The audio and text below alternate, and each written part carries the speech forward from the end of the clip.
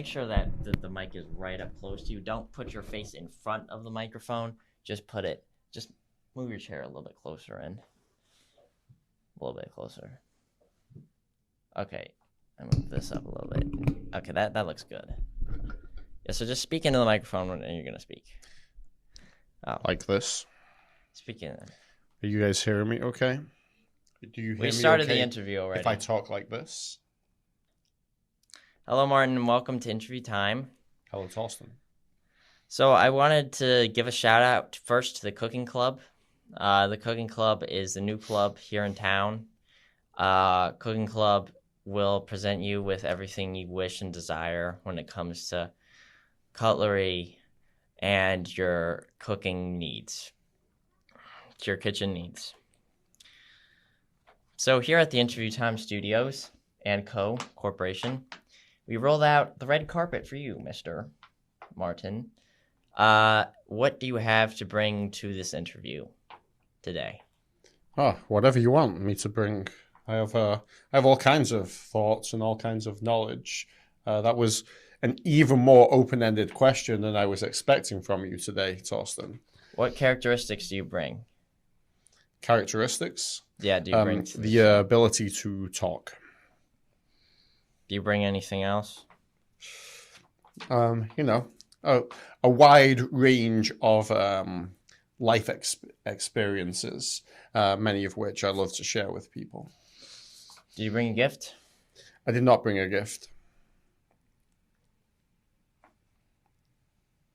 Oh, that's mean. What do you do when a student comes to you with homework troubles? Because I know that there's a lot of ways to get out of that. There's the way of just ignoring the student. You could block the email. What I like the most is the pregnancy option. You know, you break your water. My water's flooding. But it's hard to do that when you're a male. So how do you just get past that? Very unconventionally, if a student comes to me with homework difficulty, I generally try to assist them with the homework as best as I can. I don't know if that's the case. Why is chemistry your main subject? Chemistry is not my main subject. Define main subject.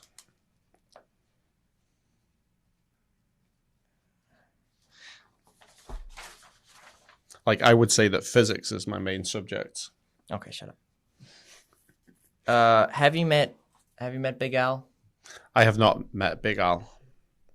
I have met people called Al, but they tend to be on the short side. Do you know who I'm talking about? I believe you're talking about Big Al Yankovic. No, that's Weird Al. Yeah. Oh, okay. Who's Big Al then? Albert Einstein.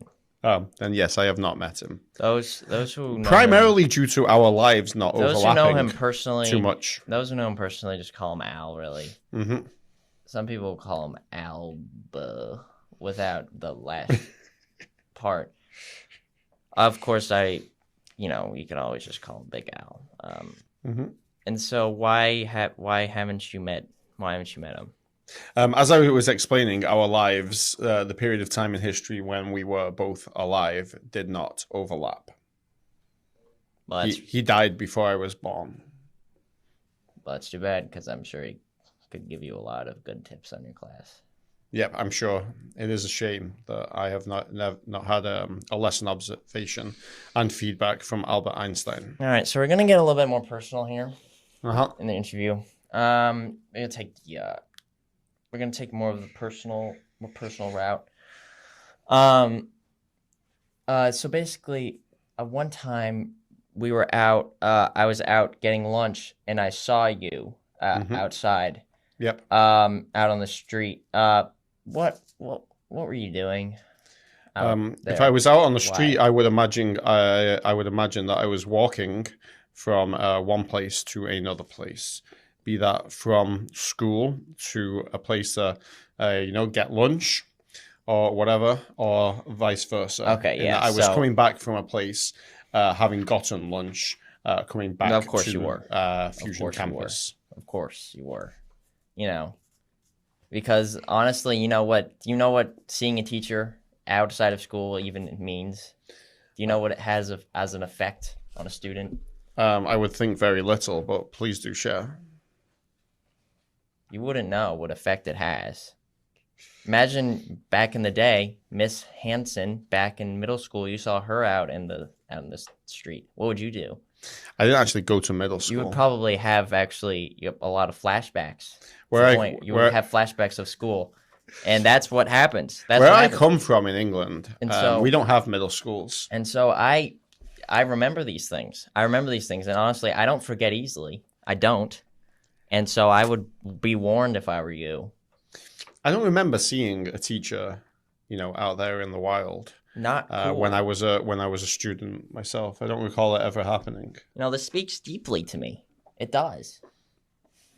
Actually, you know what? I used to teach. I used to be a swim teacher, right, when I was in high school, and I used to teach the kids of my one of my teachers. So I used to see him in the wild, out I don't forget in these the world things. from time to time.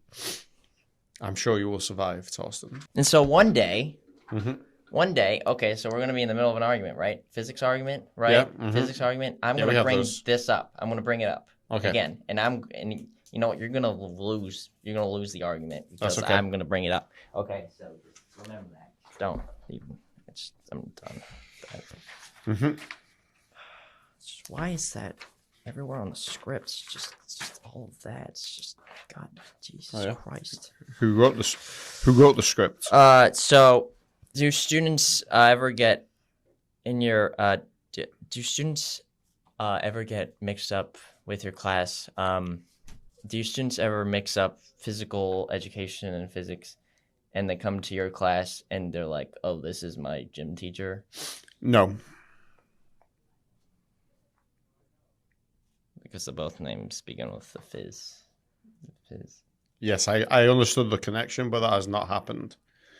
There have definitely been days when I've come into campus and thought it was a Tuesday when in fact it was a Monday, or vice versa.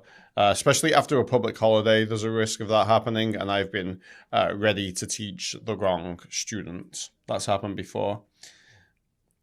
At the start of this school year, I can't remember which way around it was. I'm going to say I have Noah and Jonah.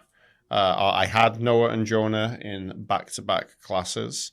And Noah and Jonah are phonetically similar names. And they're both names from the Bible with oceanic connotations. And I definitely was ready to teach. I'm going to say I was ready to teach Noah pre-calc, when in fact I have Jonah for pre-calc. Oh, so it was you.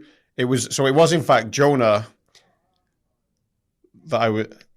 Yeah. So this happened with you. So this happened with Jonah apparently.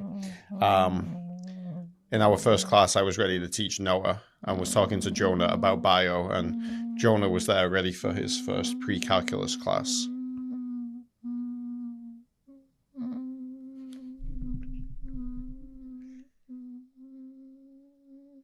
Does it sound like a mosquito? No, it doesn't. Okay, you can continue. Your mosquito impression was pretty fly.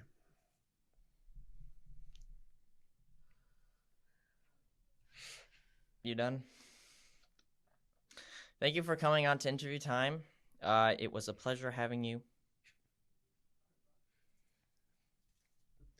You're welcome.